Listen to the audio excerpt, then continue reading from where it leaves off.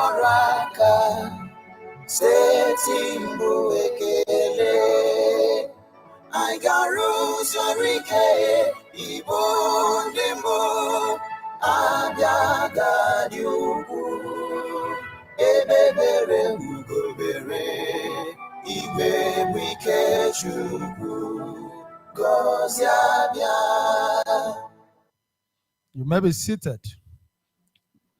Ladies and gentlemen, once again, you are welcome to this edition of Governor Alex Otti Speaks to ABIANS. Without much ado, I'll be passing the microphone across to His Excellency for his opening remarks, after which Moses and Chinwe will begin the moderation.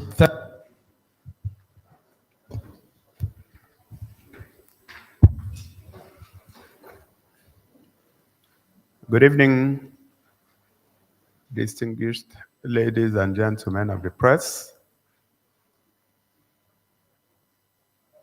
honorable commissioners that are here, special advisors, senior special assistants, heads of parastatals and agencies. Let me thank you for coming out today to join our media party that happens every month. Special thanks to ABIANS who are joining us from their homes and offices. I want to thank you for all the support.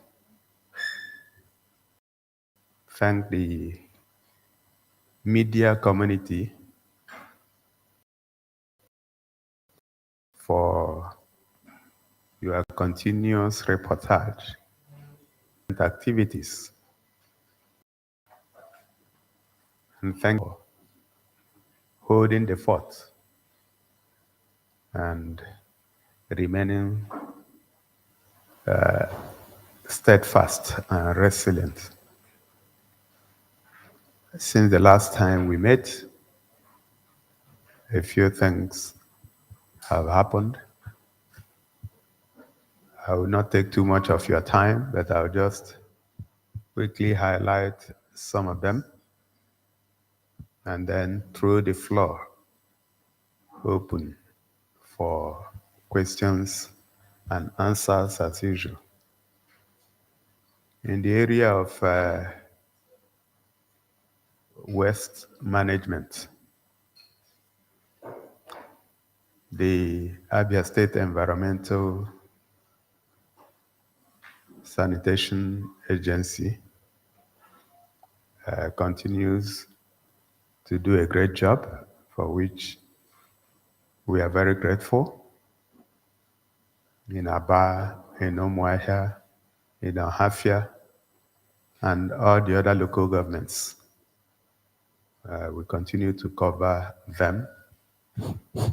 And in the last 2 years and a few months, when we declared an emergency on waste management, our streets continue to get cleaner by the day. Wastes are collected and disposed properly. And our people have also signed on and have actually become the policemen to ensure that our environments are clean. We are now moving into the next stage of waste management, and that is proper waste treatment, recycling, and the turning the waste into wealth. We've done extensive study. We find it's expensive, but then it's just like the challenge that some people give to those who claim that education is expensive. And the challenge will be try ignorance if education is expensive. So while it's going to cost some money, but we believe that like it's been done in places like Austria and other parts of Europe, that will be able to turn the rubbish into gas, methane, and also power. So we have started engaging with potential partners. And then we also have some strong cooperation from some institutions that and industries that work in Abia State. So some partnership agreements have been signed.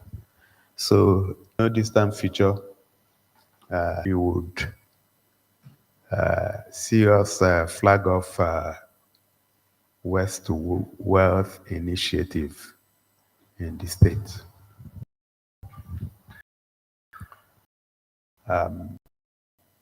Another area to talk about is industrialization. Why we made heavy weather. A lot of the industries for which we were known in the Star Paper Mill, the modern ceramics industry, Aba Textile Mill, and international glass industry, and a few of them. Like I had reported in the past, the Star Paper Mill in Urenta and Aba are now in the bag, having concluded and accepted the offer from Asset Management Company of Nigeria, AMCON. Recently, we also concluded, and our offer has been accepted also for Afro Beverages. I believe it's on Port Harcourt Expressway. The company is still running. It's a going concern. But then today is owned by AMCON. So we have made an offer that has been accepted, and we are going to pay AMCON in 7 installments, starting from next month. But as soon as all the paperwork is completed, we will take ownership of those companies.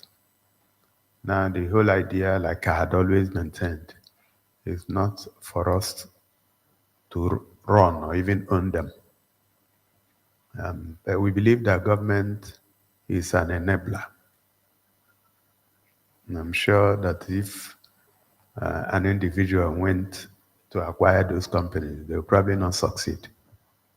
So the idea is acquire those companies, get experts to come in and partner with government to run it as private institutions, get the GDP of the state to move northwards, create employment for our people, which is the most important to us, and then improve on the internally generated revenue and reduce poverty. I have also instructed the Honorable Commissioner for Industry and SME to begin to engage with the owners of Aba Textile Mill, International Glass Industry, and modern ceramics industry. In fact, I had joined a Zoom meeting with the people who bought Abatex meal, that we want these companies to come back to life as major employers of labor for our young people. And education, we continue to push the frontiers. Like I announced last month when schools resumed, our new teachers have all been posted and they have started work.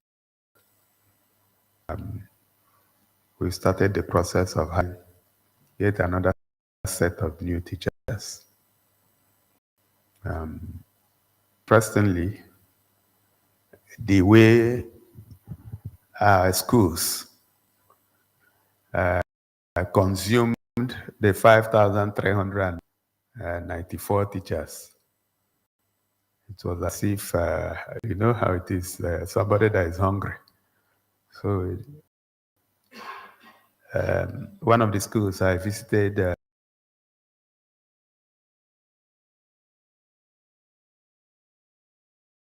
last week, they said yes, they knew a lot of teachers. And two things are responsible that enrollment has increased dramatically, given the introduction of free and compulsory education at the beginning of the year. The other one is also that our school system has become more attractive, given the improvement in curricula, the improvement in infrastructure, and general ambience of our schools. So clearly, we were not wrong when estimates show that we were short of 9,000 teachers in the first instance. So we started the process of hiring 4,000 more teachers. And hopefully, by the end of this year, we would have completed the process.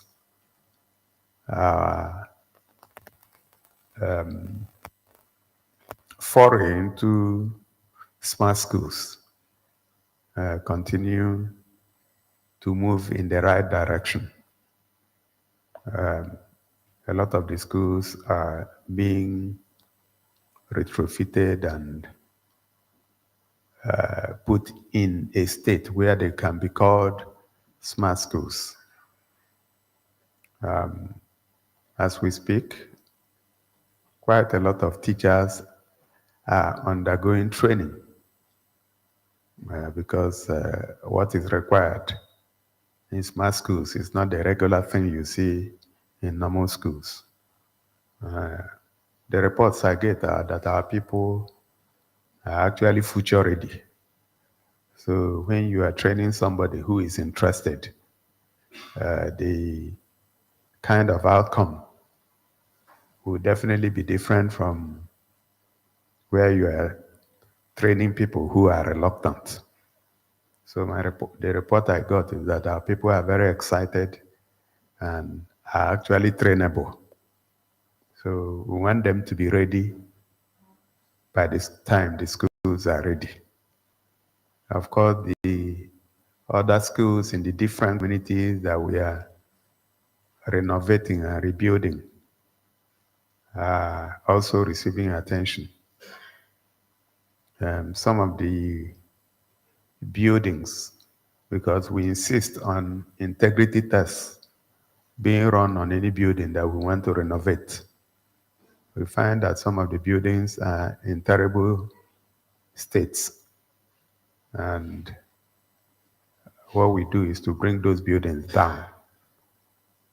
There was one I saw on my way to somewhere, and I thought the building was looking good, but the experts told me that it failed integrity test and therefore had to go down. We don't want to hear any stories Any building that is not strong enough for our schools will go down, instead of those buildings going down with students caving in when students are in them. So if in your community you see us pulling down schools or buildings in schools, it's because they failed integrity tests. We will not stop until we are sure that our schools are in such conditions that our children will comfortably and safely stay in and learn. In the area of power and public utilities, at the last count, we've installed close to 8,000 solar street lights in different parts of the state. I've just signed off on several orders.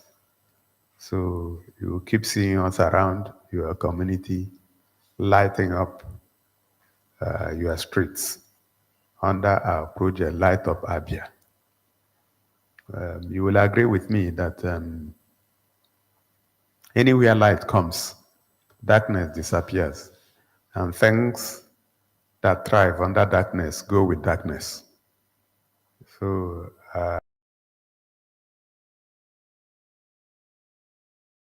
we will continue. But beyond, and also in microgrid, I'm sure you are aware that we signed the microgrid agreement with our partners long ago. Within the week, our offer to acquire the Omuahia ring fence from EEDC was accepted by EEDC. So what that means is that Aba is an island and Omuahia is an island. Omuahia Island takes care of the remaining part of Abia State, which includes Omuahia South, Omuahia North, Ikuano, Bende, Ohafia, Arochukwu, Isukwato, and Omunochi. So that means we have taken the bull by the horn, and we have everything about power under us. We set up the ASERA, which you're also aware of. So we can now, the whole idea is when Aba power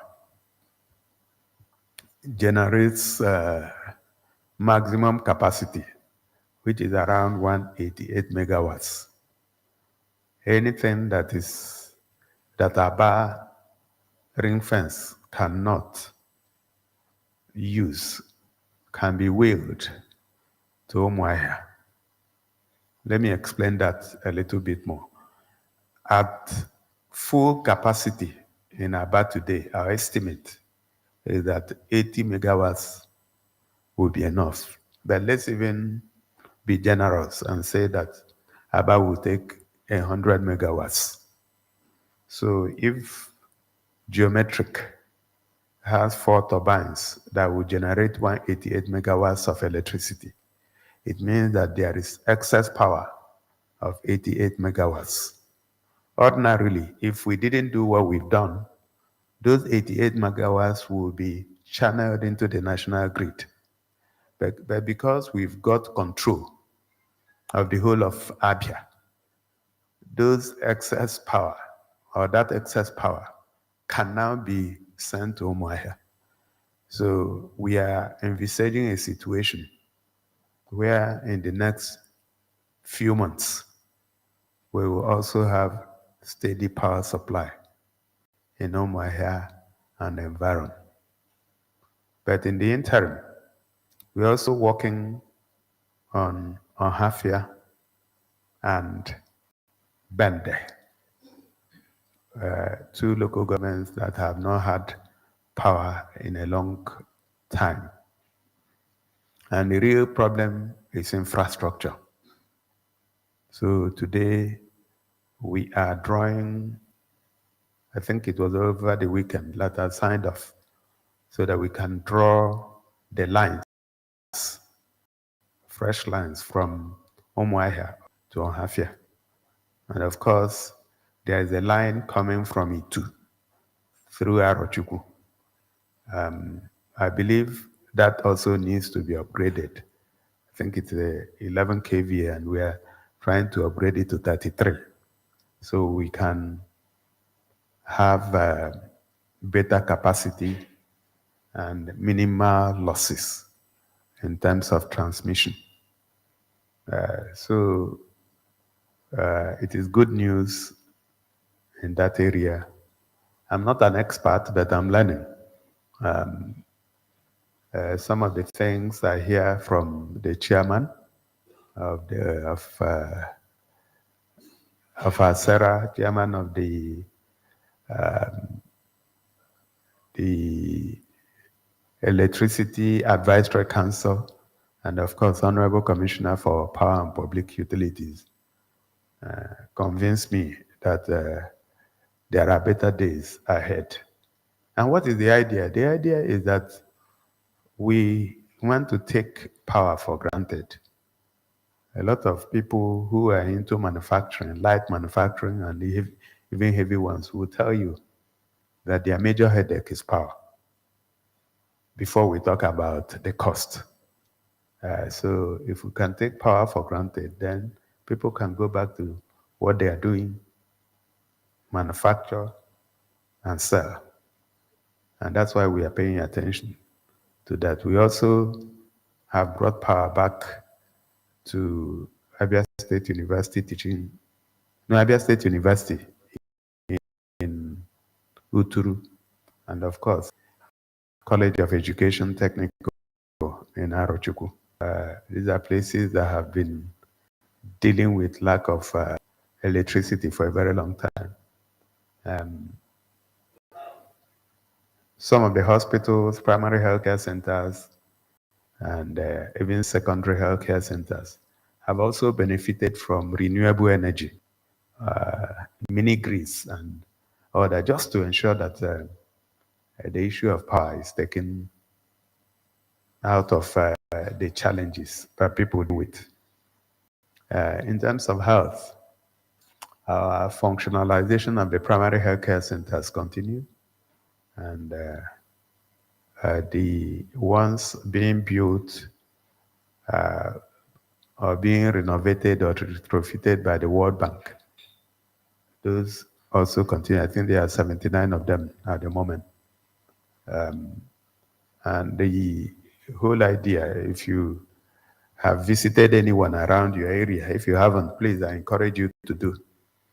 The whole idea is to ensure that people in every part of the state, whether you are in the village or you are in the township, that you can access quality health care in your area for minor and semi-minor ailments.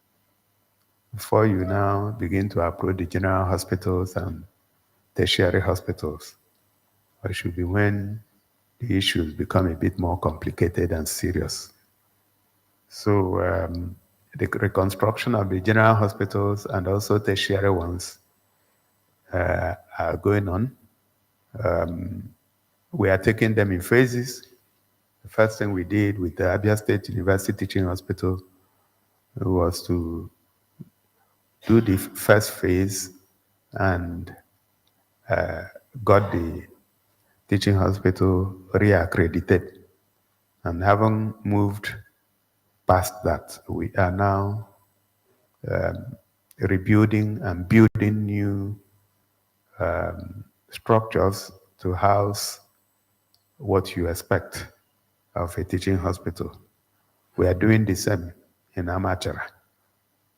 And of course, that of Umunnato has just started, I think about 3 weeks ago.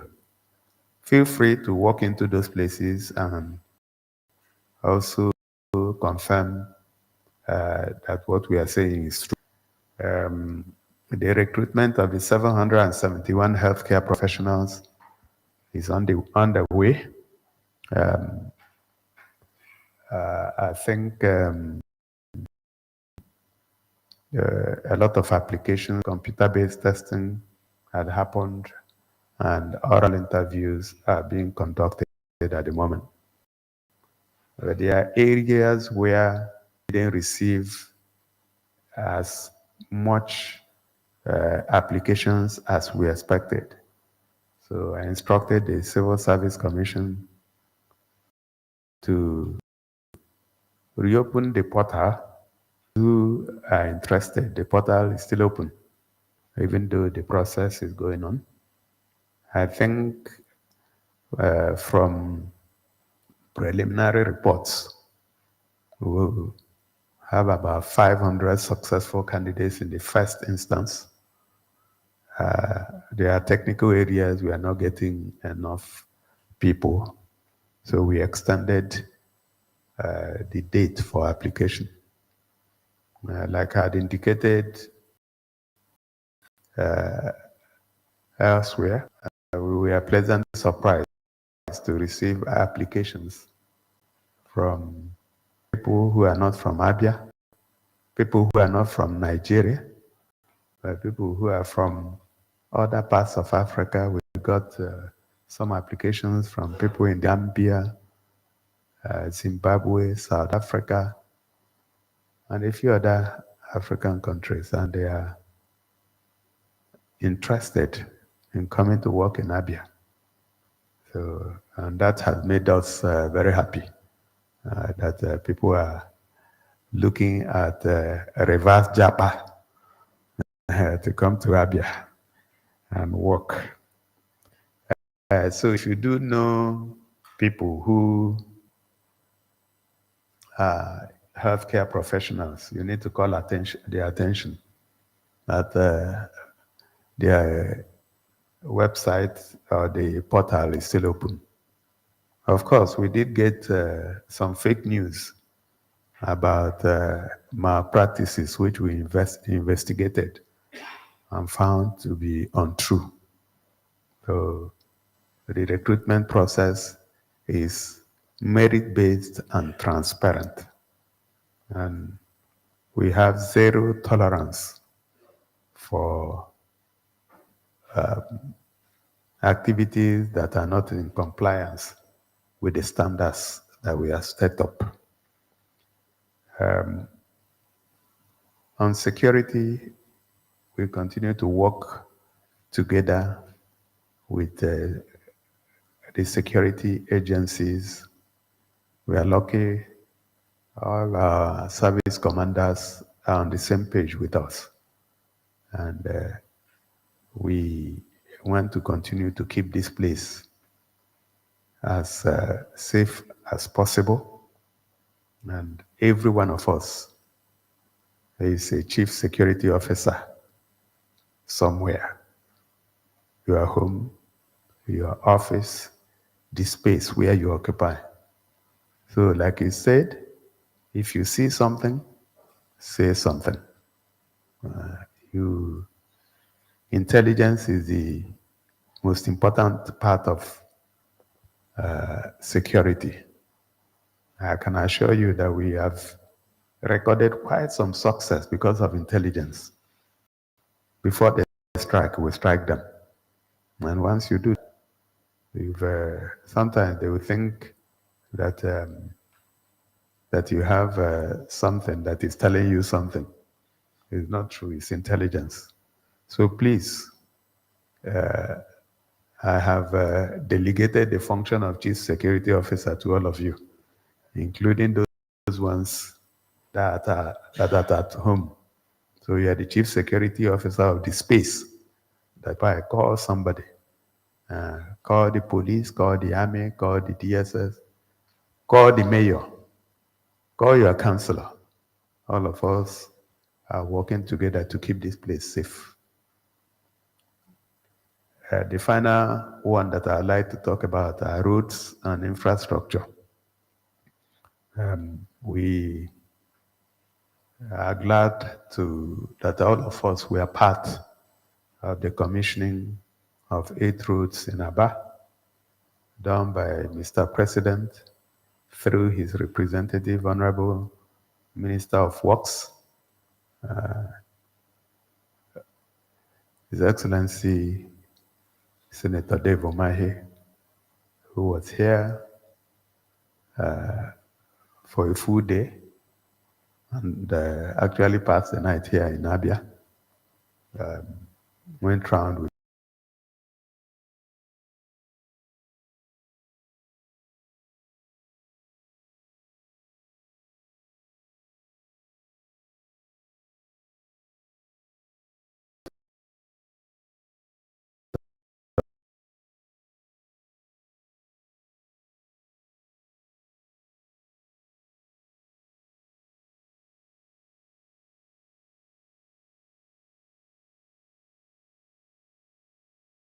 media chats should happen at Michael Okpara Auditorium so that all of us would appreciate the wonder that God did in that place.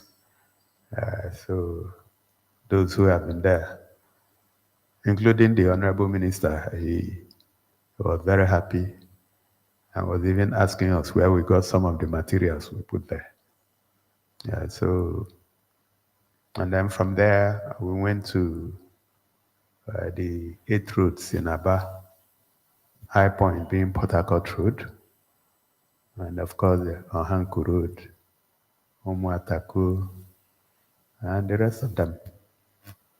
I want to thank our people who trooped out in their numbers to celebrate the president and celebrate the work that was done in Aba. I'm sure the way our people responded, I'm sure you will agree with me that it terrified some people that 48 hours later, I think their panic drove them into some unusual behavior. But then that's who we are. If you do things well, we say you did it well. And if you don't do them well, we also tell you you didn't do them well. So I want to thank our people for their endorsement of the work that we are doing for them. And I want to thank the media teams in Abia for also covering the program very, very well. We are not resting on our oars. By next Friday, the 24th of October, we will be flagging off the 25-kilometer Umuahia Ekodepene Road, the federal road, but we got approval from the Federal Ministry of Works to do the road for our people. We know some people wanted to scuttle it. They didn't want the approval to be given. And some of them are also from Abia. And the question is, you don't want the road that passes your father's house to be built. Then where lies your patriotism? But thank God we were able to get the approval. And we have awarded the road, and we will flag it off on Friday next week. We will also join the 13.1 kilometer Oriamo-Saka Ring Road with the flag off. So both of them will be flagged off on Friday. Beyond those, We also have awarded the 9.3 kilometer Inhechuowa Ring Road. We also awarded the 4.9 kilometer Isieketa Mba Itungwa Mbedala Road in Isialangwa South.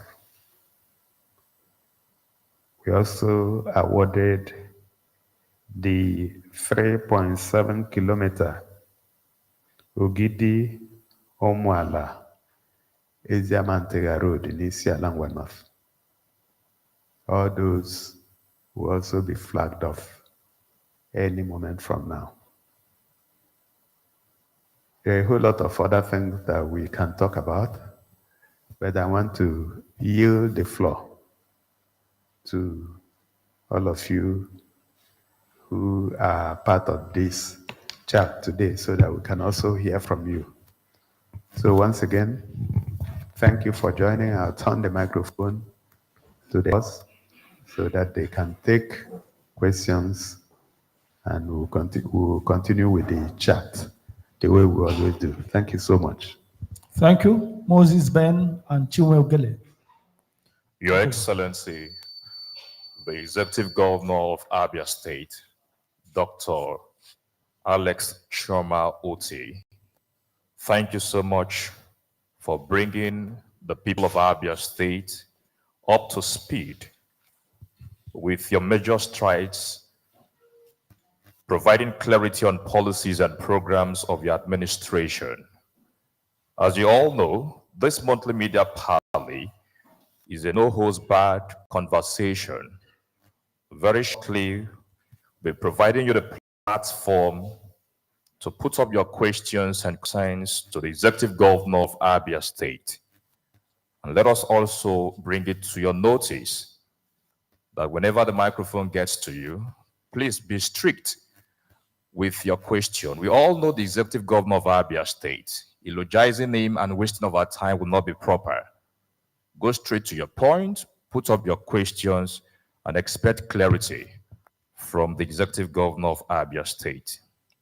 Also to remind you, we are streaming live on BCA 88.1 FM, Flow 94.9 FM, Family Love 99.9 FM, Ayimba 94.5 FM, Magic 102.9 FM.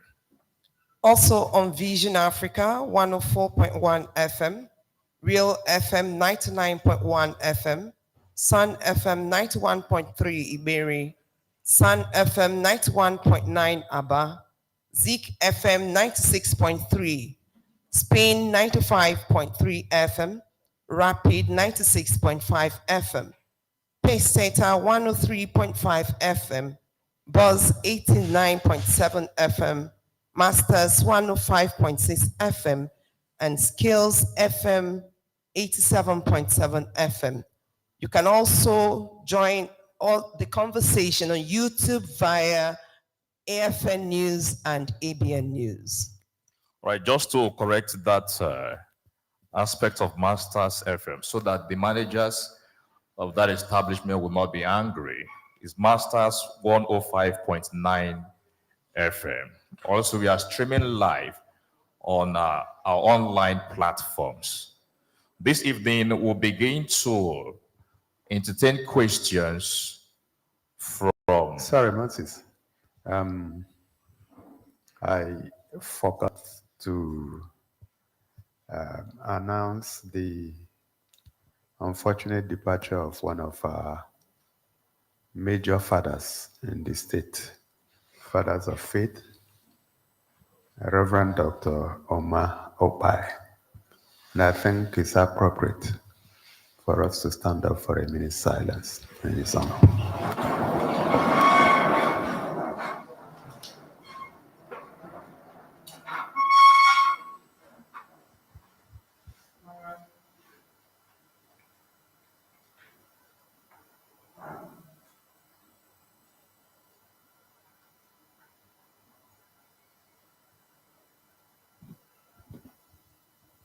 May the soul of Reverend Dr. Omar Opai and the souls of other faithfully departed rest in the bosom of the Lord. Amen. Thank you.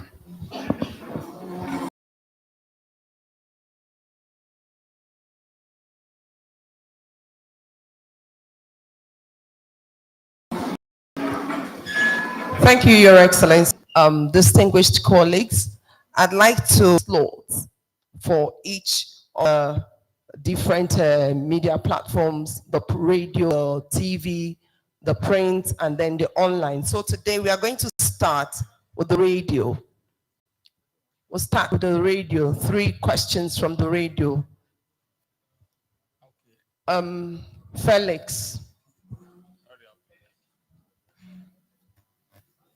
Please, the microphone should be taken to Felix.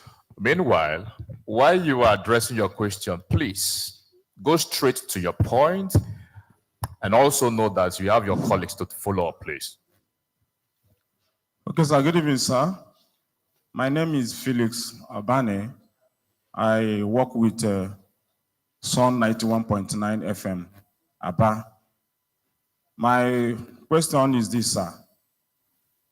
What is your plan concerning the condition of Obane modern market? Because Obane modern market,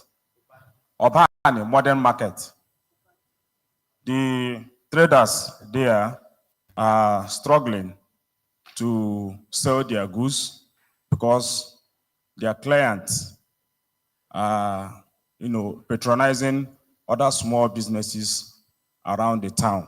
So I don't know if your government has any plan for Obane market. Thank you, sir. All right, let's take the next question from Samson Eze of Flow FM. Sorry, before you go to Samson, I need some clarity on your question. When you say plan, I don't understand. When you say what are our plans? So, do you have any plan to retrofit? Because the structures there, are going down, and those who patronize traders at the Obane market are not forthcoming, sir. Thank you, Felix. The governor understands that word, a lot of retrofitting. Yes, Samson is the place. Yeah. Good evening, Your Excellency. My name is Samson Eze, and I represent Flow 94.9 FM in Umuahia. Your Excellency, recently, during the commissioning of the project in Aba, the Deputy Speaker of the House of Representatives, Right Honorable Ben Carlo, criticized your administration for not sufficiently acknowledging the increased allocation coming from FARC, which has enabled you to undertake some projects. Few days after that, he also criticized your performance so far, and then he threatened that APC would take over ABIA in 2027. It is of good knowledge that both of you have a cordial relationship. So, sir, do you feel disappointed with his outburst? I think I'm already threatened. You feel threatened, sir, by these persistent and repeated threats by Deputy Speaker and his party to dislodge you in 2027. Thank you, sir. Thank you very much. The third question. Okay, we'll take Stanley. Good evening, Your Excellency. Your Excellency, Market Road by East Aba exists a school, a very important school. It's a school it's called Special Education Resource Center. That school is extremely dilapidated. The kids cannot be under that condition. I don't know if that has been brought to your knowledge. Again, there's a library in that particular compound as well, which was read when we were quite young. That library has remained ancient. Nothing has been done, please. The people are saying there's a need for you to bring your touch over there and change the narrative so that those kids can study under a very conducive environment. Thank you. Thank you very much. We'll now move to the television. Yes. All right, no, before we get to Oh, sorry, Your Christians, Excellency. Your Excellency, you may now take the floor to address those concerns.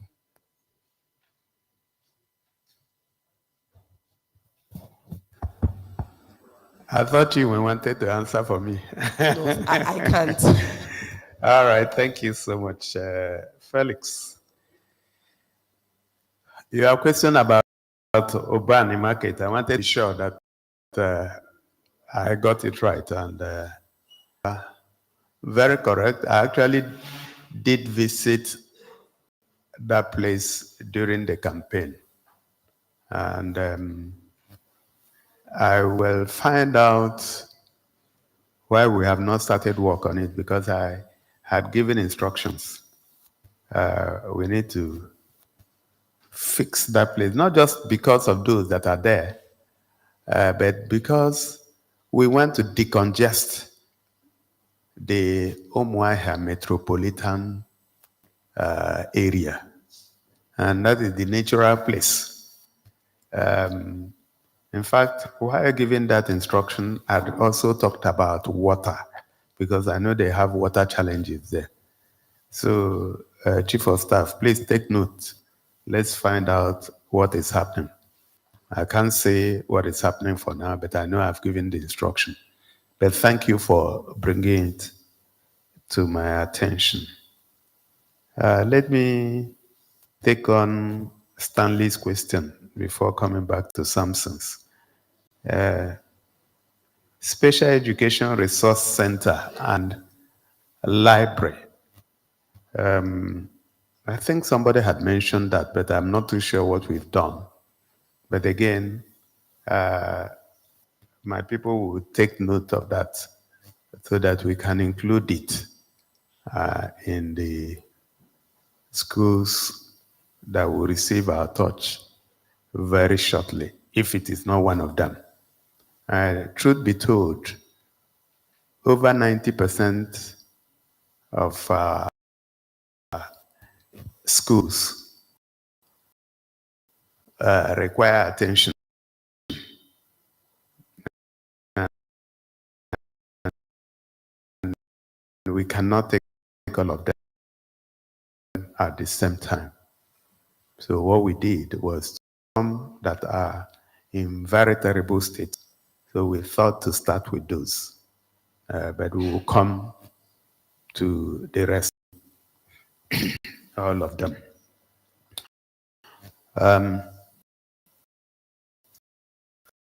Samson, thank you for your question about Right Honorable and a good relationship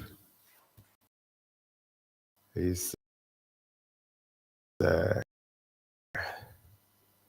not just the Deputy Speaker, and relationship didn't start with politics in my previous, so you'll find that this is the second time that he has come out publicly to berate the administration and myself, but I think I want to forgive him. So do I feel threatened? Absolutely no. But then, you know, people are different. I guess what happened was that he was a bit terrified with the kind of, because he was there in Aba, like you rightly mentioned. I think he was terrified with the kind of organic show of love that Aba people showed. And it was just not in Aba, but also in Umuahia.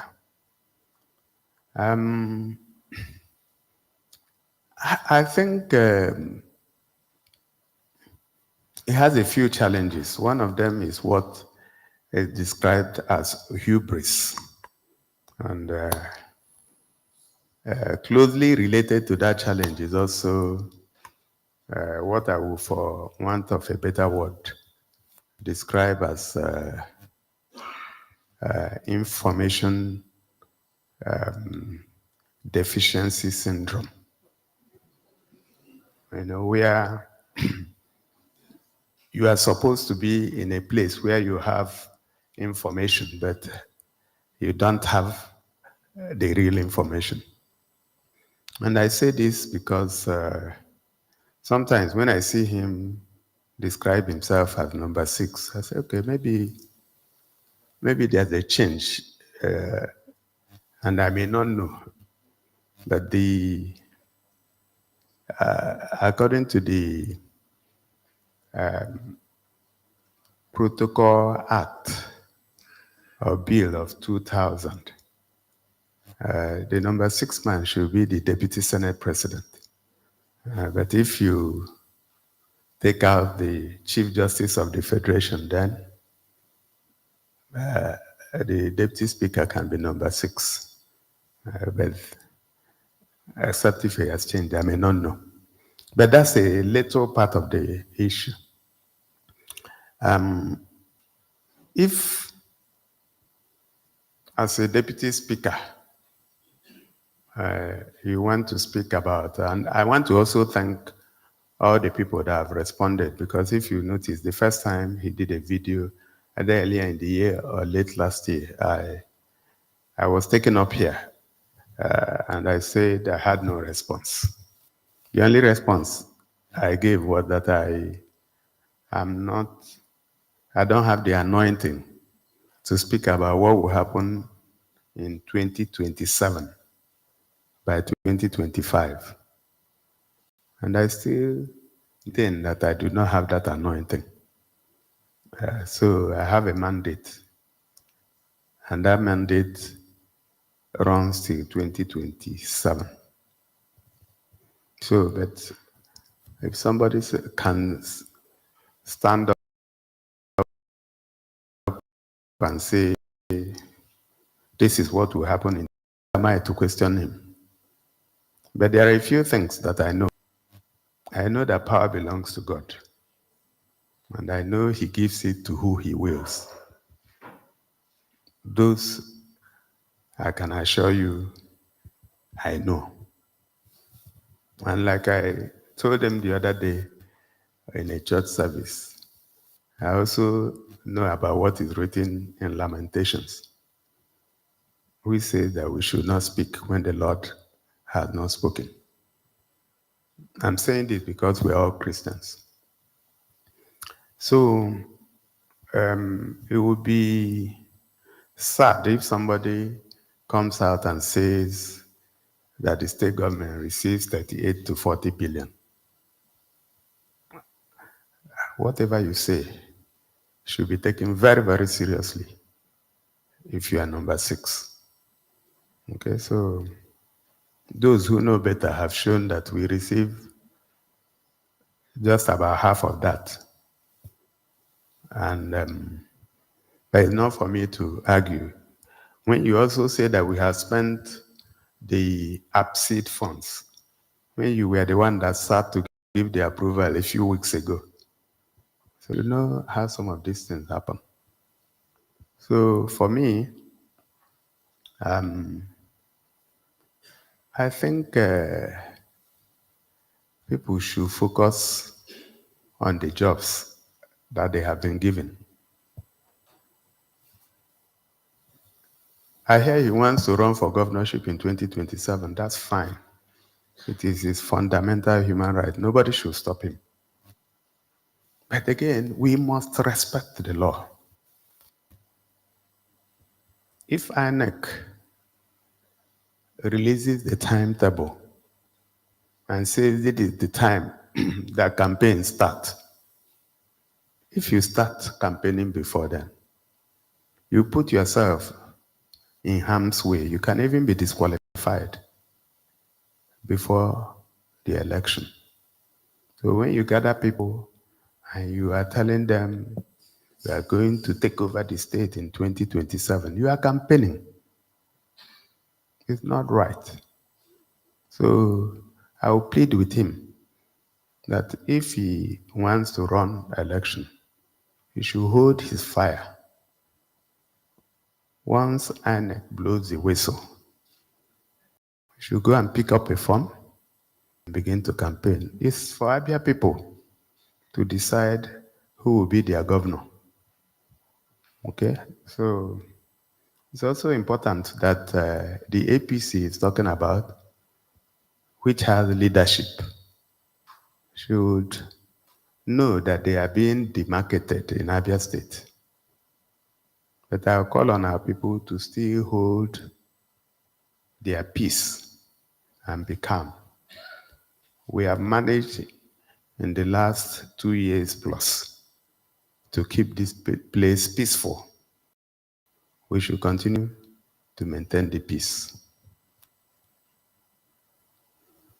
I've had some people around here say, oh, they must take over the state, they will write results. The only advice I have for them is that if they truly want to write results, they should write something else before that time. You know what it is? Their will. Because this is our state, nobody can intimidate us. But having said that, am I threatened? Absolutely no. Do I bother about that? Absolutely no. But I want us to maintain peace and decorum. Okay? Samson, I don't know if I've answered your question. Thank you very much. Thank you, Your Excellency. Now we'll move over to television, and we'll start with Nena Gabriel of TVC.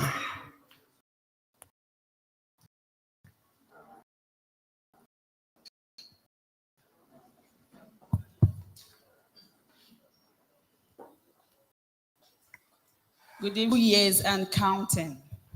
How has Abia State's IGR improved under your administration? Is there a growth or a decline? What are the sources driving the revenue if there is a growth? And where does the government channel the revenue to? Thank you. All right, the next question, Emmanuel Wazwe, Afia TV.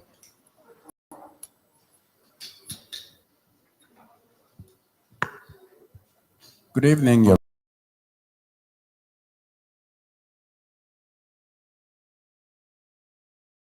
Excellency. My name is Emmanuel Wazwe. I report for Afia TV. Your Excellency, I was very glad when you mentioned, but there is something urgent. I just returned from Amozara in Umenyaralai, in the local government area. That particular village or community is in their need of water. The only borehole they have is not functional. And when it functions, it comes with substance that looks oily. So they abandoned it for the stream. And when they go to the stream, one of their streams is called Oba, and there's no water. So when I visited there, I saw the village women, because I went there on Afo market day. So the children had gone to school. The women were the ones going there to fetch water. Some of them went there as early as 6 a.m. We got to the stream at 10:30 a.m. They were still there. People who left their homes at 6 a.m. were still there. We made them fighting each other with empty plastic buckets. None. So we were directed to an alternative stream, that one called Wom. There was no access. Right, Emmanuel. Now, please ask your question. Just go straight. Are you from there? No, I'm not from there. What did you go to do there? I'm a journalist. I am doing a community report. So that's what I do. I go from community to community, highlighting their plight. So in this case, I am asking that government should do something urgent for these people. Meanwhile, while you're doing that, sir, the Opuluku erosion that I mentioned here, of which you promised, Let's keep Please it within. remember. Thank you very much, sir. Please, one question only. Sorry, Emmanuel, what did you say? I recorded a lie. Amozara. Amozara. Umenyere alai. Oh, okay. Okay, Kingsley. Good evening, Your Excellency. My name is Kingsley Onwuka. I report for Rapid TV. Your Excellency, recently, a councillor in Abia State resigned, citing frustration over the lack of direct allocation to local government through the federal account. It was reported that some state governments oppose local government receiving these allocations directly, which undermine grassroots development. My question, sir, this evening is, what is your position on direct allocation to local government? And do you support full financial and administrative autonomy to local government? Thank you, sir.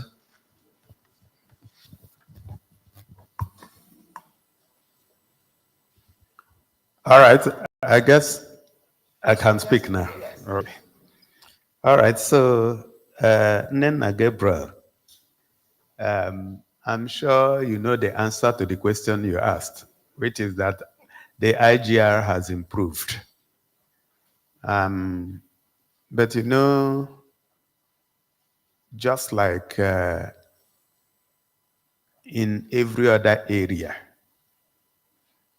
there is something that is called money illusion in economics.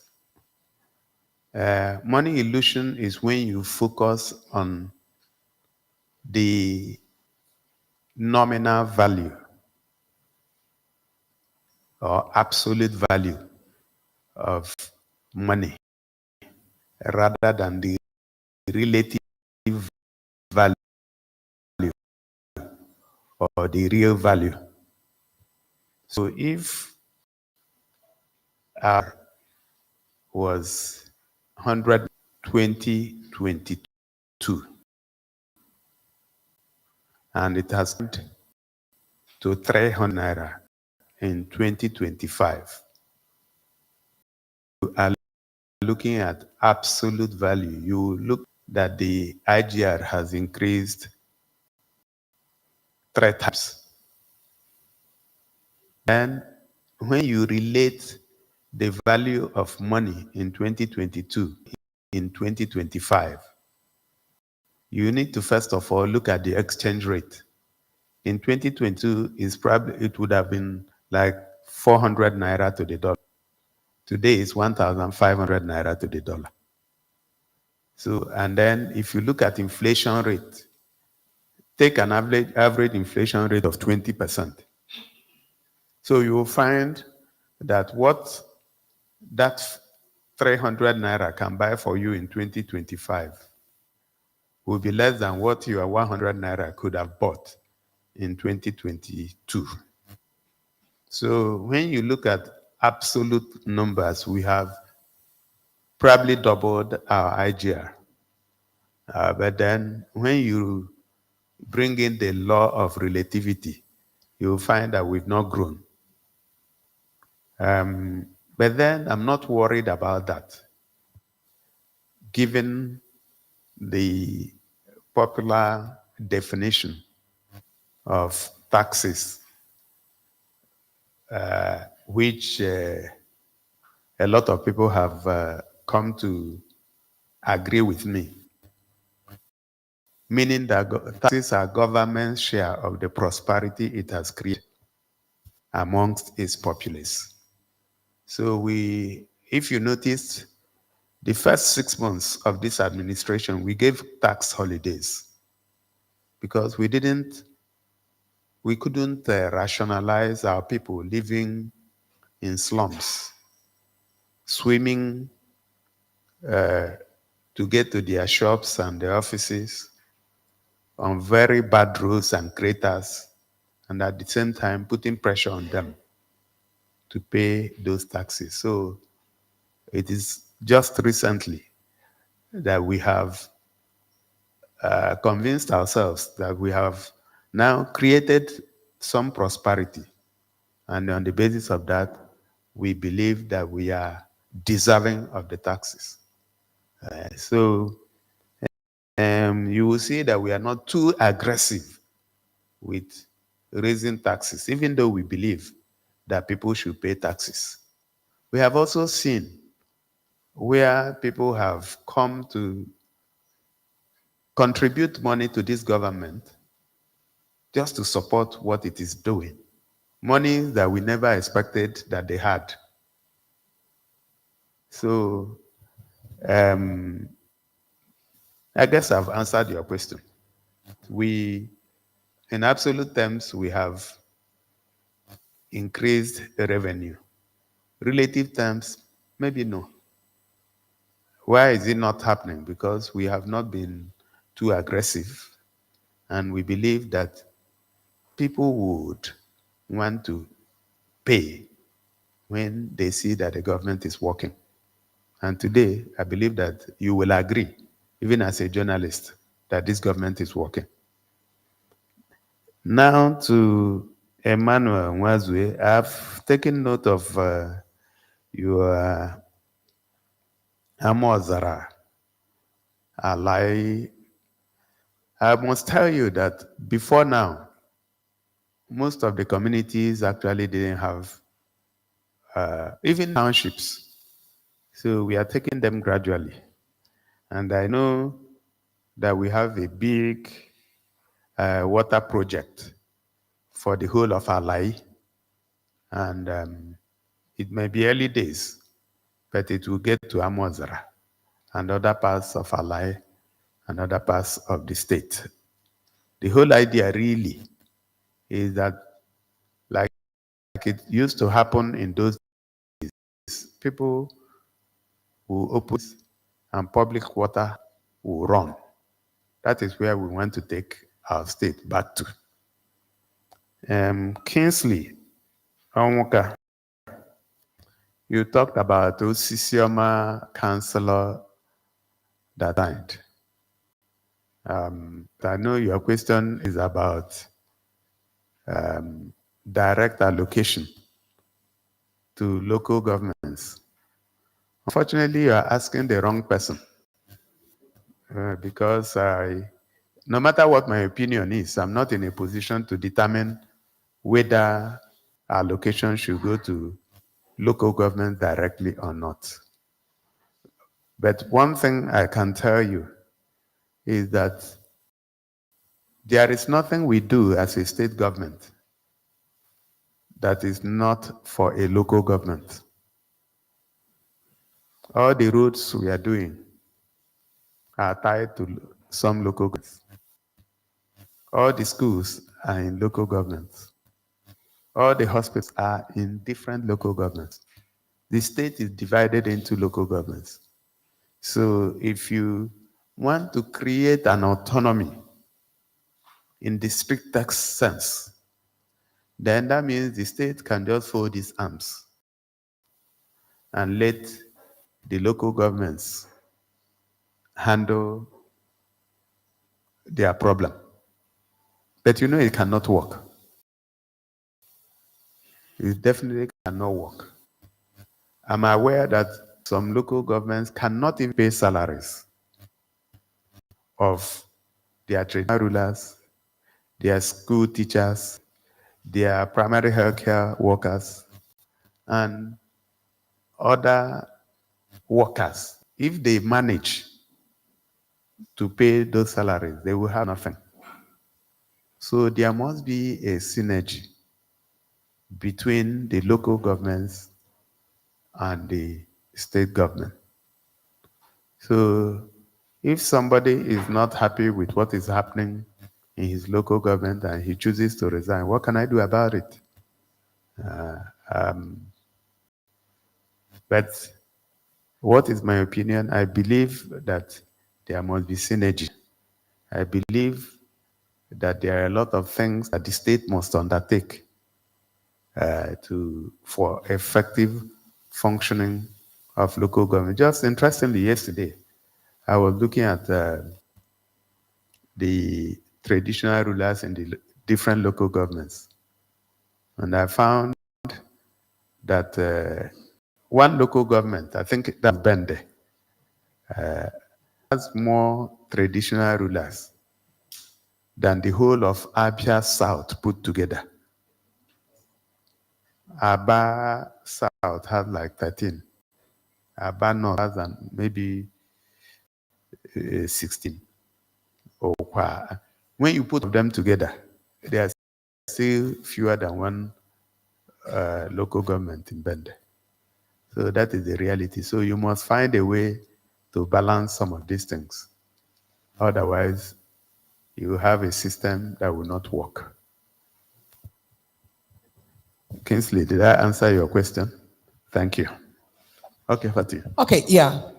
We now move to online, 3 slots. Online. Please, can I see your hands? Right, promise. Okay, oh. Yeah. All right, thank you. And good evening, Your Excellency. My name is Promise Ozoma Okoropi. Your Excellency, my people, the people of Alai, sense their appreciation over your intervention in the erosion gully, which almost gave us heart attack. But your intervention on that road have brought succor and hope to our people. So they sent in their greeting. Your Excellency, my question is about the ABIANS Mega City project.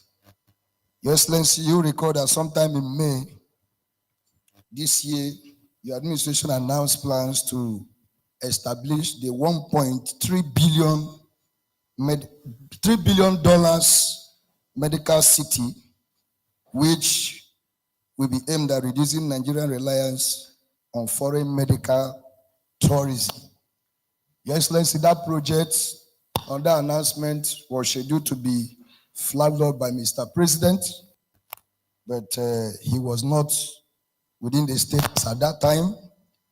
Few weeks ago, he sent a representative to commission some projects, about 8 rows, which you have also listed during this media chat. But Your Excellency, nothing was heard about that medical city. So I want to ask, has it been paused, or are there plans, or is work currently ongoing in that site? Thank you, sir. Right, we are still taking questions from online media. All right, Kingsley Laloze. No, Ifeanyi Okali has the microphone. Yeah. Maybe if after Ifeanyi, Kingsley takes over.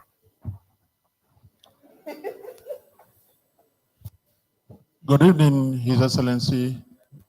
Your Excellency, sorry. My name is Ifeanyi Okali for ABN TV and radio. Your Excellency, while we appreciate your administration efforts in addressing outstanding salary arrears inherited from the past government, teachers under ASUPEB in Ohafia local government area, particularly those in junior secondary schools, are still owed 9 months salaries arrears. Reportedly, Your Excellency, accumulated by the past government. We understand that other local government areas have received and settled.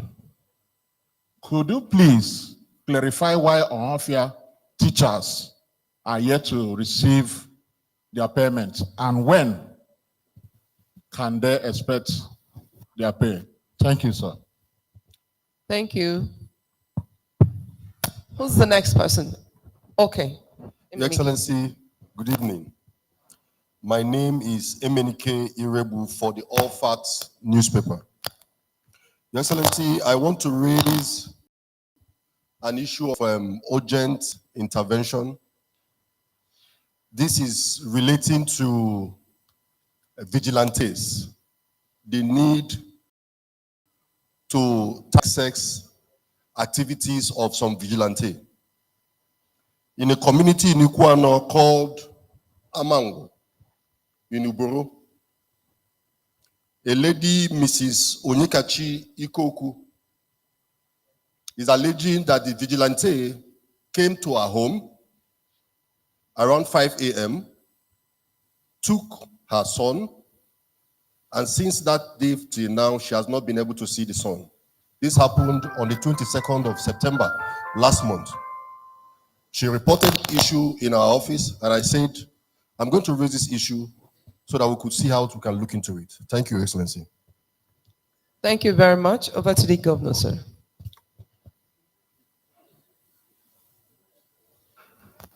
All right, thank you so much. Let me start with the last one, MNK Irebu.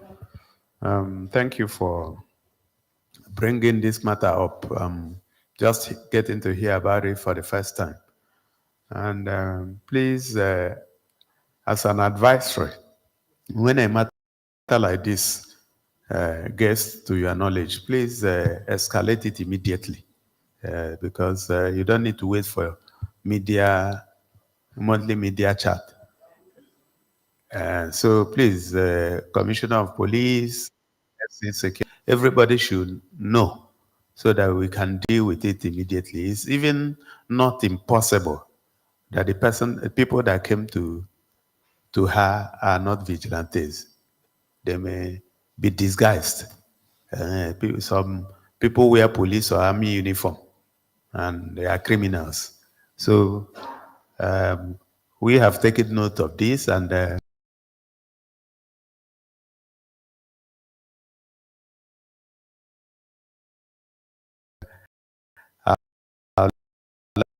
like the SA security to engage further with you so that you can tackle that.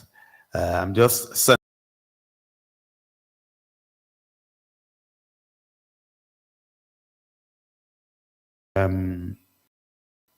If I Kali, this your allegation is very strange.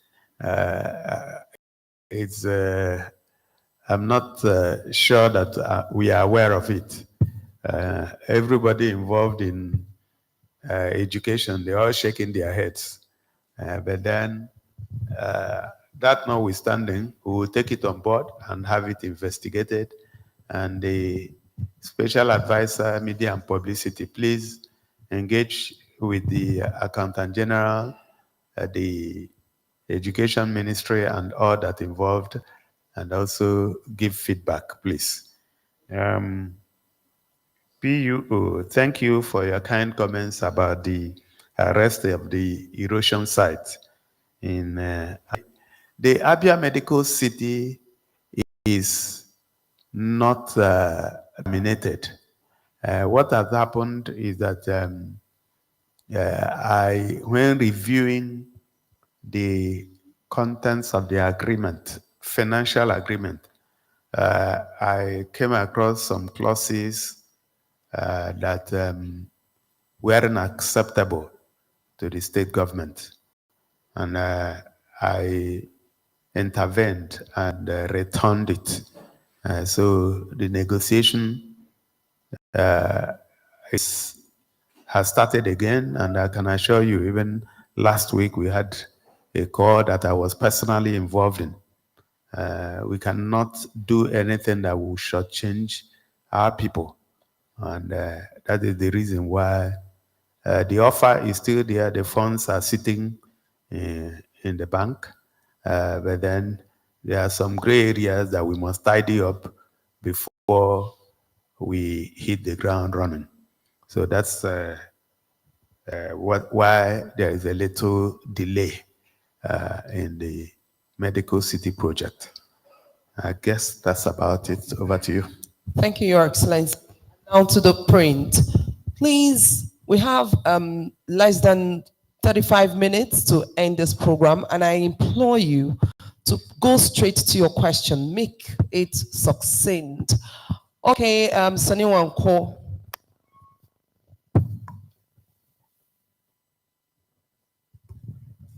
Good evening, Your Excellency. My name is Sonny Wanko. and I represent the Nation newspaper. So recently we've witnessed in Southeast, especially the defection of the governor of Enugu State to the APC, and most recently, a brother governor from Bayelsa State equally defected to the APC. So when these news of their defections, became public knowledge, a lot of ABIANS were a little bit perplexed because they do not know where their dear governor will be headed to in 2027. And they are asking us, but since we don't have that answer to their questions, so this is our opportunity for us to ask you and for you to tell ABIANS when you are defecting to the APC. Thank you, sir. Sonny just spoke as if the governor had told him that he will be defecting any moment. Yes, please. All right, Steve of Vanguard. I already have my mic. Recognize me, please. Yeah. We are coming to you. Please bring the microphone to Steve.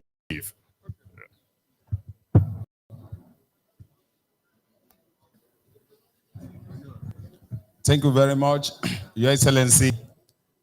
I remain Steve Oko of Vanguard Newspapers. Your Excellency, I remember that some time ago, at the peak of insecurity in Abia State, you moved down to Umunochi local government area, where we could call the epicenter of that insecurity, and we actually dealt with it. And in the process of your action, you began to fence market, and tongues began to wag. A lot of people felt you were against and after them. And then in the north, groups began to address press conferences threatening Armageddon. And I recall that when Senator T.A. Oji was the governor of Abia State, there was an issue that involved, I think, traders in Aba, and the delegation of northern governors and the elite stormed the government house here in Omahia and lent their voice and warned the state. Sir, we observed with serious appallment 2 weeks ago, demolition going on in Lagos, and those demolitions affected businesses and property of Ndi Igbo, including the Abia. Up to now, Your Excellency, the Southeast governors are yet to come up with a statement or visit to Ndi Igbo in Lagos. Now my question is, what plans do you have to resettle the affected traders who are from Abia State so that they will not continue to suffer? And then by way of information, Your Excellency, this is not a question, information, Your Excellency, Omahia residents can no longer pay their electricity bill. People got as high as 50,000 naira for the last, for September bill.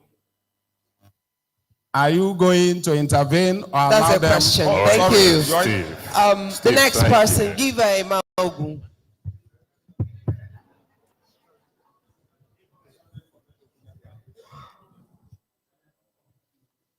Your Excellency, good evening. I'm Emmanuel Ugumogu of this day newspaper. Your Excellency, it must have taken a very hard bargain on the part of your government to convince Interstate Electricity, the parent company of EEDC, to part with 60% equity of the assets in my Ring-Fenced area. So how much did you offer them to convince them? Thank you, sir. Thank you. Ibako.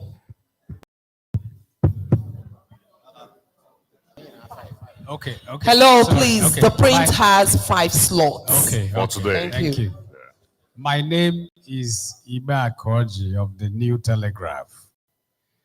And before my question, I have observations. Number one is the process of welfare to the elderly people by the government. We are yet to see that. The other one is the reactivation of water, projects, Mai and Abubakal and all that. We are also yet to see that. And then the dig one state, that's the internet for the state as a whole. We were also promised that so that by now we expect that even in the comfort of our homes, we can switch on to the internet, but we are yet to see that as well. But my question here is that the airport project,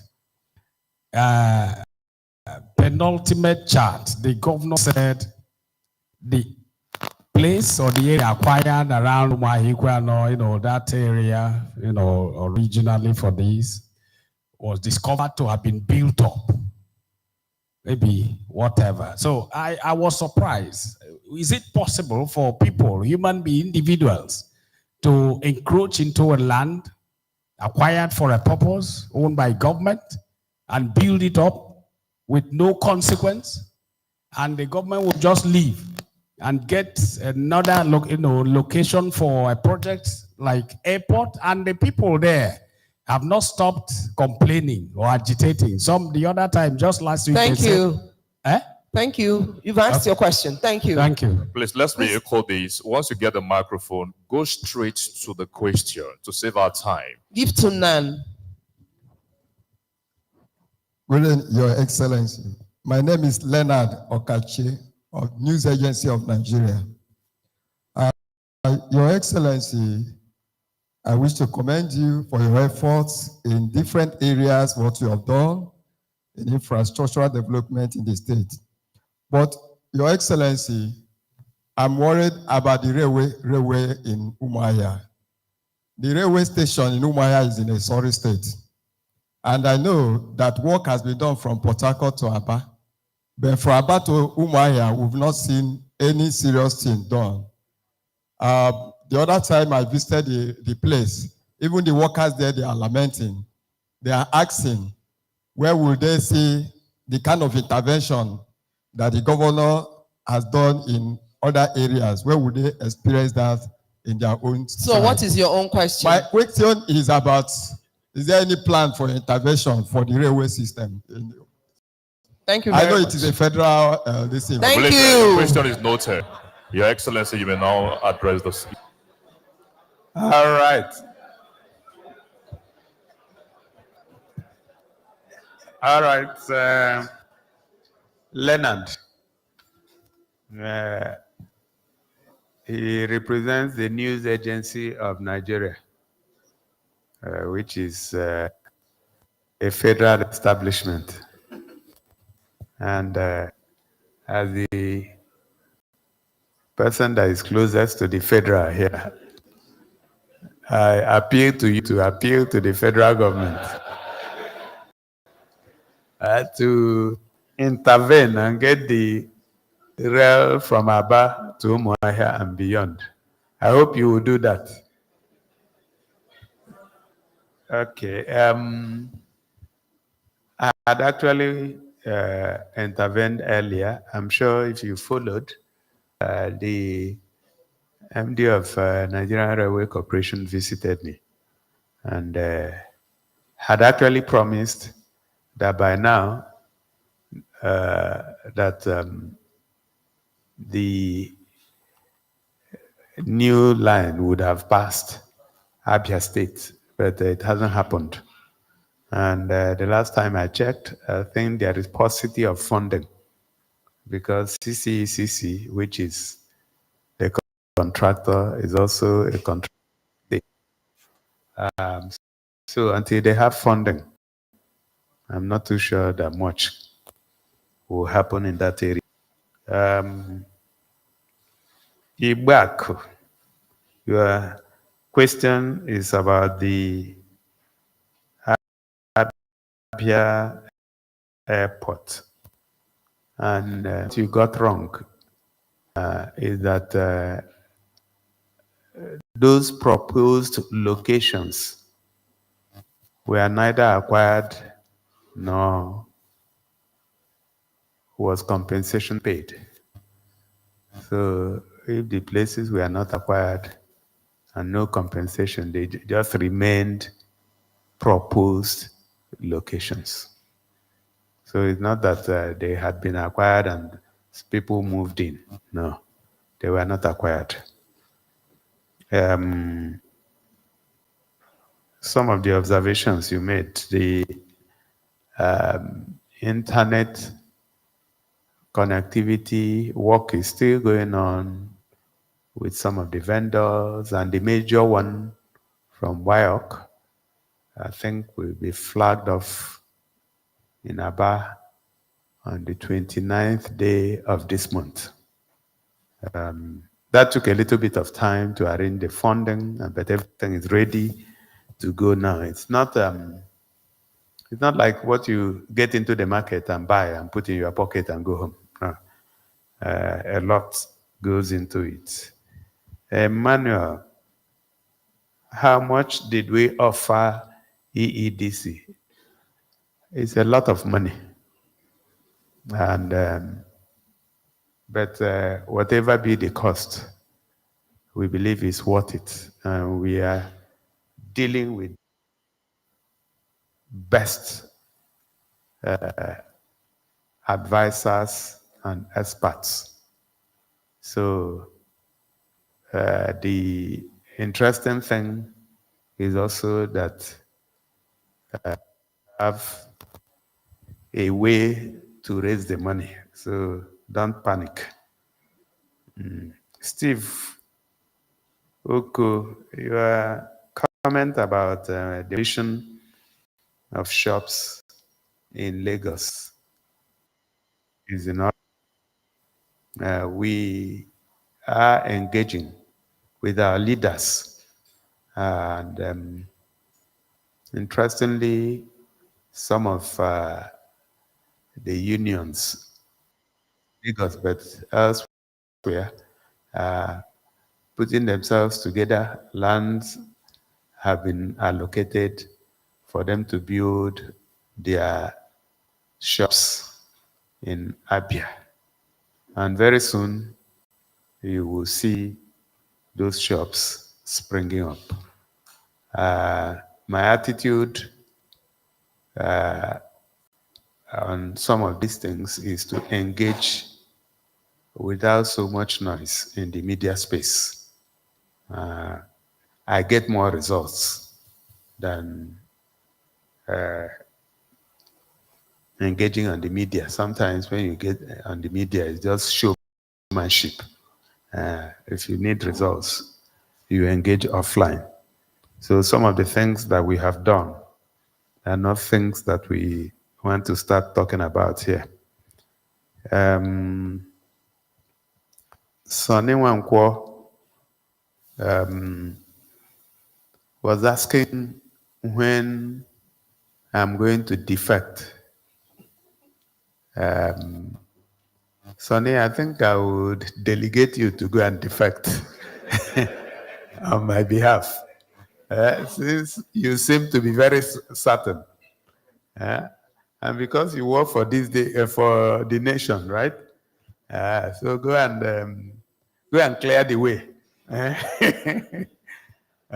I thought I had answered this question before to say I'm not defecting. But Sonny wants to force me to defect. And I've now deleted him to go and defect. on my behalf. Or are you already there? Waiting to receive me? You wait for a long time. All right. So, well, people have their individual opinions. Their circumstances are different. So you don't just take a decision because somebody else has taken a decision. You know about Oke and Ngwere. Ngwere ma mmiri, Oke soro ya ma mmiri kọọ ngwere, ọ ga-akọ oke. Ọkwa, so we are not people who do things because other people are doing. There must be sufficient legitimate argument to do a particular thing. That's what I believe in. So anytime you come with superior argument on defect, mark the words, superior argument. So Sonny, when you are ready with superior arguments, then we can now give you a date. But for now, if it is because my brother governors in Enugu, and you said Bayelsa, I thought Bayelsa left PDP. Has he joined? Okay, he's on the, okay, Sonny has a way of predicting who is going somewhere. All right, so that would be my response to you, Sonny. Thank you. Over to you. Thank you very much, Your Excellency. Your Excellency, I have a question. Can I ask? Before we read the SMS, please, it's a very short one. Okay, sometime last year, you did promise to build a secondary school for the School of Deaf and Dumb at Ibeku Central School. And, that project you promised would have commenced or maybe completed in September last year. But up till now, nothing has happened. I'm wondering if the governor can, now that upgrades are going on in schools, accommodate that plan, and so that because students go to, when they finish primary school, they now travel to Enugu or Imo to attend secondary school. Thank you, Excellency. Okay, that's good. Thank you for bringing it to my attention. What has happened? Didn't we do it? Okay, please, can you take it up? I know I gave that instruction. And so please take it up. Huh? Okay, and I need to feedback on what has happened. Okay, thank you. Thank you very much, Your Excellency. And now we'll go to the SMS and WhatsApp messages. All right, the number for you to participate in this October edition of Governor Alex OTTI Speaks to ABIANS. Of course, you can do that through 0907 462 1067. Again, 0907 462 1067. And also to remind us and our listener out there that we are streaming live on BCA 88.1 FM, Flow 94.9 FM, Family Love 99.9 FM, Ayimba 93.5 FM, Magic 102.9 FM, Vision Africa 104.1 FM, Real FM 99.1 FM, Sun FM 91.3 Ibere. Sun FM 91.9 Aba, Zik FM 96.3, Spin 95.3 FM, Rapid 96.5 FM, Peseta 103.5 FM, Buzz 89.7 FM, Masters 105.9 FM, and Skills FM 87.7 FM. Okay, Moses, I think you should take the first question. Okay, so the first question is from Ezenwoke Egu, and it says, "Good evening, Your Excellency, sir. You have been silent on Parry's answer when questions are asked on the payment of gratuity to retired civil servants. My question is, when will your government begin payment of gratuity? And then the next one is from Kenneth Ubani. And he says, I commend Your Excellency for the reconstruction and equipping of primary health centers across the state. Your Excellency, may I remind you, sir, during your April media parley, I called your attention to the road to Amudo Rehabilitation Center at Itumbuzo, and you stated that the road is in the 2025 state budget, and you promised that the road will be awarded for construction. However, there is no sign of work on the road yet. Your Excellency, kindly help us to construct the road before the next rainy season begins in 2026. Moses, can you take the next one? All right, this question is from Mr.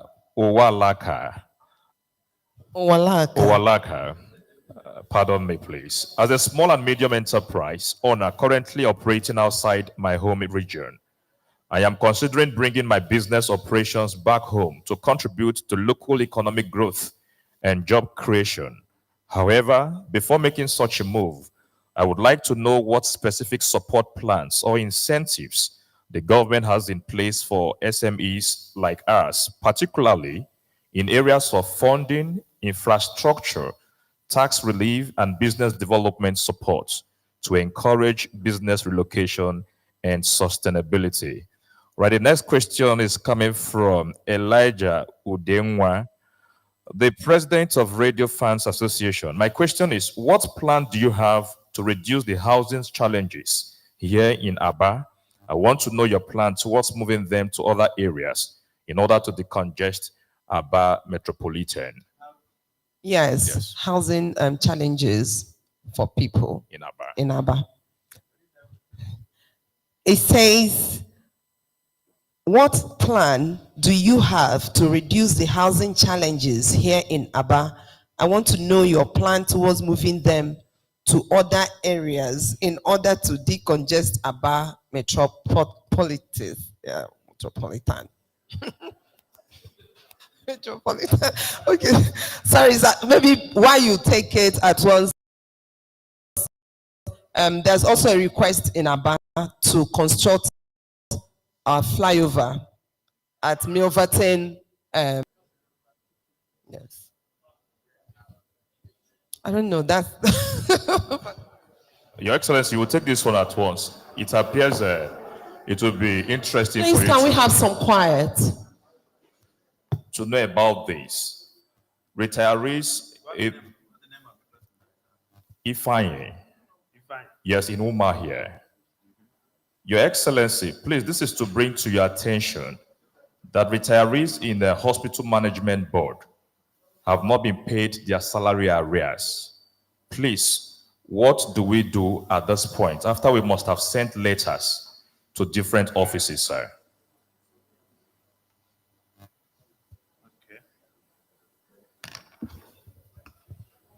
All right, thank you very much. If retirees in the Hospital Management Board, it's strange.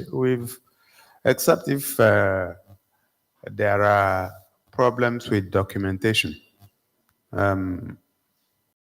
Is he fine a retiree? Would you know from his message? Sir. Is a retiree? He's a retiree. Okay, so please let's have his number, and so that somebody can contact him and find out. For him not to be paid, that means there is a problem. Either he hasn't completed his documentation, or he wasn't verified, or that his account details are wrong. Those are the only things I can easily fathom out. Otherwise, we have paid everyone. So he should please, if he's talking about himself, get in touch. The Honorable Commissioner for Health is not here, but who can take that up? So, Special Advisor, Media and Publicity, please, can you take that up? Okay, thank you so much. Udenwa, housing challenges in Aba, reducing it and moving people out and all that. No, the question didn't quite add up, and that's why I asked that it be repeated. I guess what the question should be about would be, are we thinking of housing estates in the outskirts of Aba? If that's the question, yes, we are. We are at an advanced stage. There are a few housing estates that we intend to do. It takes a little bit of time, but then we are at the final stages, and by the time we do groundbreaking, then want others who are interested will be able to benefit. Mr. Owalaka, you are SME somewhere that you didn't mention. You want to bring it back to Abia. Please do that as quickly as you can. The incentives are already there.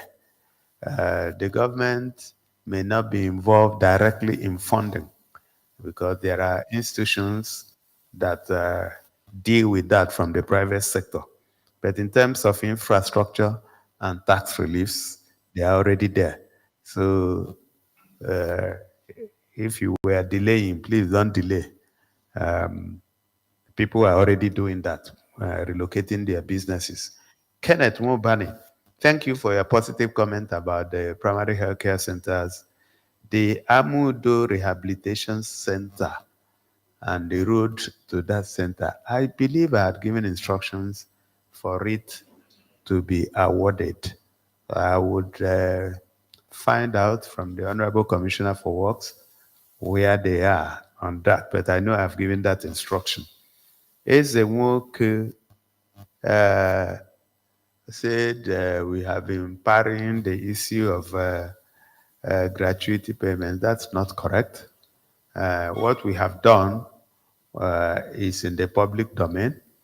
Of course, Ezewoke should be aware of the earlier disagreement that eventually led to the setting up of a committee, which is working on it. That committee comprises the Nigerian Union of Pensioners at the national level, the Commissioner for Labor and Productivity, the SSA on Labor and Productivity, the Chief Strategy Officer of the government, and the Accountant General of the state.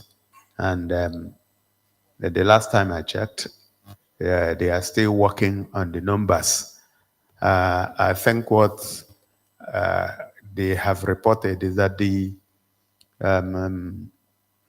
data from the local government is so messed up, so they have to clean them up so that we know how much we are even talking about before we talk about how to defray it. So the ball is in the court of the committee, and I'm happy to receive their report when they are ready. So if you were thinking we are parrying and we are dodging the issue of gratuity payments, please think again. We are not that. If we say we will do something, we will do it. And the one that we will not do, we are also not afraid to say we will not do it. So this one, we have accepted that we will look at it again. And we have opened the doors so that we can get it again. That will be my response. Thank you very much. Thank you very much, Your Excellency, for the responses you've given tonight. And before we wrap it up, would like to thank and appreciate all our media partners, BCA 88.1 FM, Flow 94.9 FM, Family Love 99.9 FM, Enyimba 93.5 FM, Magic 102.29 FM, I beg your pardon, Vision Africa 104.1 FM, Real FM 99.1 FM, Sun FM 91.3 Iberi, Sun FM 91.9 Aba, Zik FM 96.3, Spain 95.3 FM, Rapid 96.5 FM, Peseta 103.5 FM, Buzz 89.7 FM, Masters 105.9 FM, Skills 87.7 FM, and Dawn 103.7 FM. Also, the online partners, ABN News and AFN News, and of course, all other media platforms that joined to bring this event to the public. We thank you so much, and let's have a lovely evening, even as we meet next month. My name is Chinwe. My name is Moses. There. Ladies and gentlemen, once again, yield the microphone to His Excellency for his closing remarks. All right, thank you so much. I want to use this opportunity to thank everyone who participated in the October media chat this evening. To thank you for your questions. Thank you for participating. Thank you for believing in this government which you installed. I want to reassure our people that this government will continue to work for them, irrespective of whose ox is God.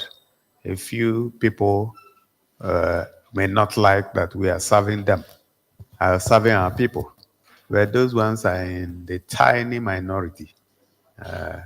The greater majority of our people are being served, and that is what is important to us. I want to also, just before I came here, somebody from Abuja forwarded me a video of something that happened yesterday in Owerri. I think it's Owerri, right?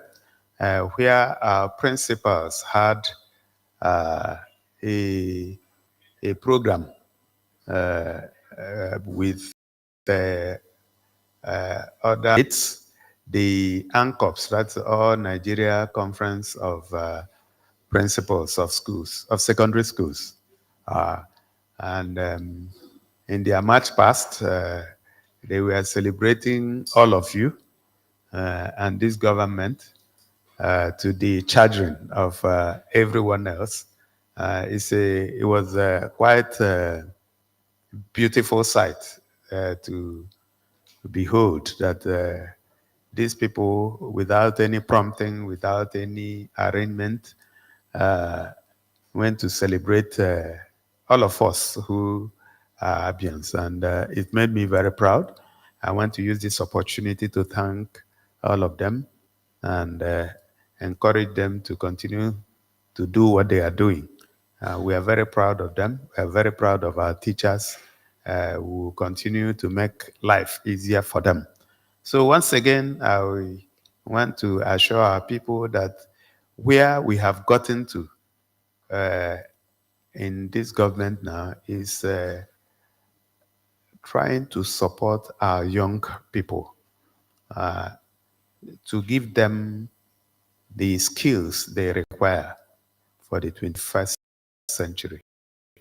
And that's why we're training them in technology, training them in leadership, and keeping them to compete because the world has changed. And we want to get to that level where people can sit here and apply and get jobs to work for global companies like Amazon, like Google, and the rest of them. And it's possible. So we want to ensure that our people are properly trained and properly equipped. The advantage we have here is that our people are very smart, very skilled, very entrepreneurial. So all they require is the enabling environment, and they would do very well. So if you have young ones around you, please try and encourage them because they are the future that is a lot better than the present day that we have created. So having said that, distinguished ladies and gentlemen, I want to thank you for this evening, and I pray that by the time we meet again, that all of you will also be here in good health and happiness. Thank you so much.